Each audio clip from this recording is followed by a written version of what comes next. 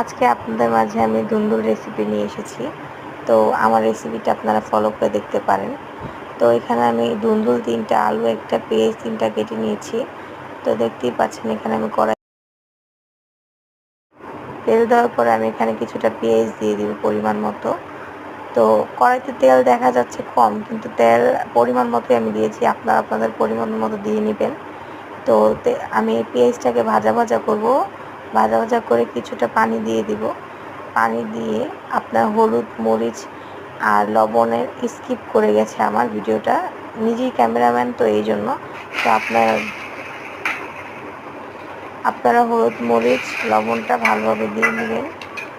তো দেওয়ার পরে দেখেন আমি এটাকে কষাচ্ছি কষিয়ে তারপরে আমি এটাকে একদম যখন তেল বের হয়ে আসবে, এরপর আমি দেখেন এখানে সবজিগুলো দিয়ে দিব। আমি আগে থেকে ধুয়ে রেখেছিলাম সবজিগুলো, ঠিক আছে। এখানে আমি দেখেন তেল বেরানো পর্যন্ত অপেক্ষা করছি। তো তেলটা বের হয়ে আসছে প্রায়। তো এখানে আমি আরেকটু নাড়াচাড়া দিচ্ছি। এখন আমি দুন্দুল আর আলুটা দিয়ে দিব। দুন্দুলটা একটু মোটা মোটা করে কাটতে হবে, দেখতেই পাচ্ছেন। আর আলুটা চিকন চিকন করে কাটবেন, না হলে কিন্তু আলুটা সেদ্ধ হবে না, দুন্দুলটা সেদ্ধ হয়ে যাবে।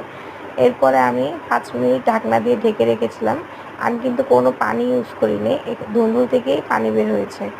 তো আপনারাও দুন্দুলে পানি ইউজ করবেন না, দুন্দুল থেকেই পানি বের হবে। এরপরে আমি দেখেন নাড়াচাড়া দিচ্ছি। তো আমার অনেক ভিডিও স্কিপ হয়ে গেছে, কারণ আমি নিজেই ক্যামেরাম্যান, সেটা আপনাদের বললামই শুরুতে। তো দেখেন এটাকে আমি নাড়াচাড়া দিচ্ছি। তো 5 মিনিট ওটাকে আমি রেখে দিয়ে আবার চলে গিয়েছিলাম। এরপর দেখেন আমি দেখে নিচ্ছি যে আপনার সেদ্ধ হয়েছে কিনা। দেখলাম যে হ্যাঁ, প্রায় সেদ্ধ হয়ে এসেছে। তো এখন আমি একটা ডিমকে ভেঙে পেঁয়াজ দিয়ে ভালোভাবে মেখে ভেজে নিব। এই ডিমটাকে আমি পিস পিস করে এটার ভিতরে দিয়ে দিব তরকারির মধ্যে। তো আমার কথায় যদি কোনো ভুল হয় আপনারা আমাকে ক্ষমা করে দিবেন, কারণ এটা আমার ফার্স্ট ভয়েস। তো দেখতে পাচ্ছেন আমি একটা ডিম ভেঙে ফেটে এটাকে ভেজে নিচ্ছি। তো ভাজা শেষ আমার। ভাজার পরে আমি ওটাকে পিস পিস করে এই যে দুলদুলে দিয়ে নিব। যারা আপনারা ঝোল খেতে পছন্দ করেন, এখানে একটু ঝোল দিয়ে আপনারা পানিটাকে বলকা নিয়ে নেবেন। আমার রান্না করা শেষ। তো এখন আমরা খেয়ে দেখব কেমন হয়েছে দুলদুল রেসিপিটা।